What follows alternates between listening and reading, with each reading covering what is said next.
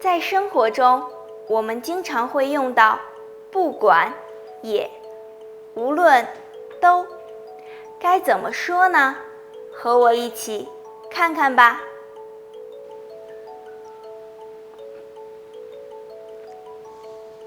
喂，你好。不需要，谢谢。最近无论是房产中介还是银行都在给我打电话，不是问我要不要租房子，就是问我要不要贷款。可能是你的电话号码被别人知道了。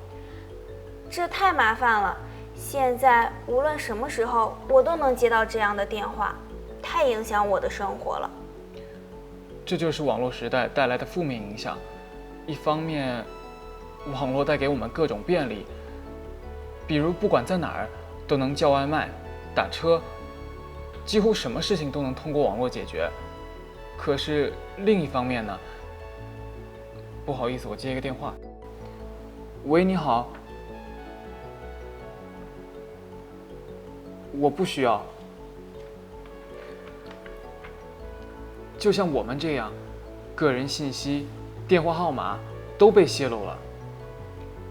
我以前一直觉得明星才会没有隐私，但是现在好像不管是不是明星，都没有隐私。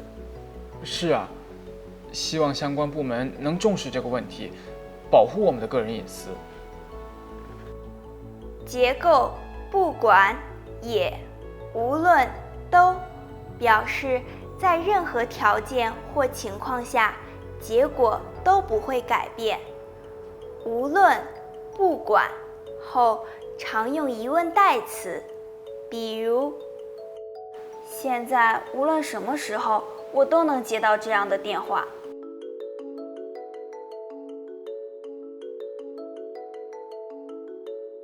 不管在哪儿都能叫外卖、打车。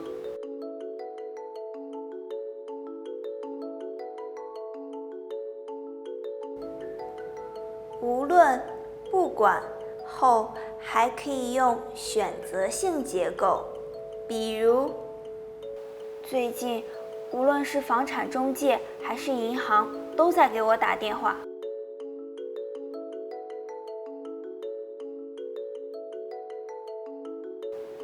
但是现在好像不管是不是明星，都没有隐私。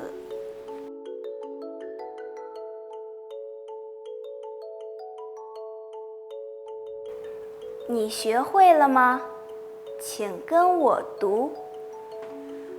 无论什么时候都能接到这样的电话。不管在哪儿都能叫外卖、打车。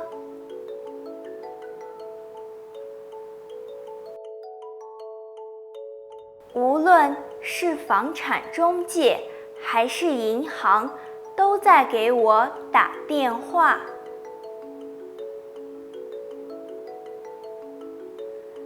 不管是不是明星，都没有隐私。